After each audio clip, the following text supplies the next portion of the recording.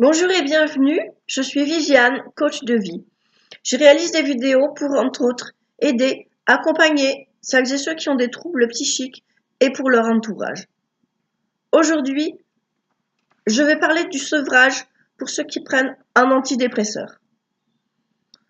Alors tout d'abord, le corps médical nous classe dans des cases dépressifs, schizophrènes, etc. et nous juge à cause de troubles dus à un dysfonctionnement des neurotransmetteurs. Et on nous dit c'est à vie. J'ai été classée dépressive 3 fois dans ma vie. J'ai eu 3 fois des antidépresseurs.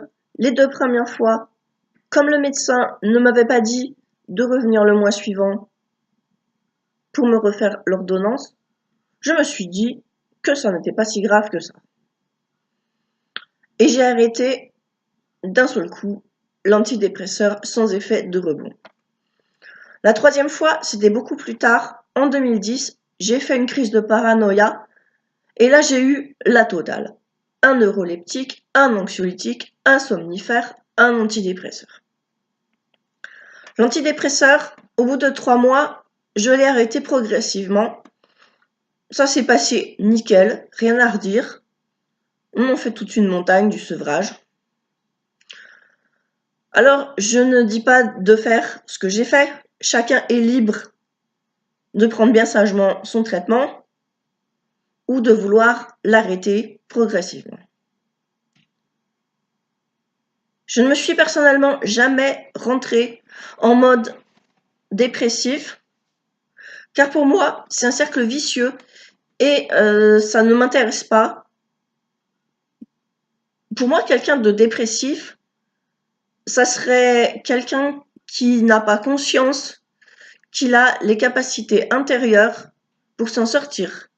On est tous créatifs, on peut tous faire des projets et on a tous la possibilité de se rendre heureux. Vous pouvez le faire, vous pouvez y arriver. C'est la méthode Coué, se répéter des phrases du style « je vais m'en sortir, je vais mieux ». Prendre conscience qu'on a les capacités intérieures pour s'en sortir. Alors, en diminuant les médicaments, on retrouve notre personnalité d'avant et notre joie de vivre. On est moins abruti par le traitement. Alors moi, j'ai la rage d'informer. On est des centaines, des milliers de patients et ex-patients à témoigner contre les antidépresseurs, contre un système qui juge hâtivement, préfère prescrire, vendre, fabriquer des cochonneries pour le cerveau. Parmi tous les psychiatres que j'ai rencontrés, une bonne dizaine, un seul m'a dit qu'il n'aimait pas les médicaments. Et là, j'ai la chance d'avoir actuellement une pharmacienne à qui j'ai parlé de mon sevrage, qui m'a dit « bravo ». Ce que je veux, c'est témoigner. Je n'ai pas peur des critiques, alors là, franchement, depuis le temps que j'en ai, ça ne me fait ni chaud ni froid, au contraire, ça ne fait que me renforcer. Voilà, c'est dit. Si vous avez aimé cette vidéo, vous cliquez ici pour la partager, pour vous abonner. La prochaine vidéo, évidemment, je vais continuer à parler de sevrage. Cette fois, le sevrage à l'aripiprazole, un neuroleptique. Je vous souhaite bon courage, prenez soin de vous, restez la personne forte que vous êtes et à bientôt.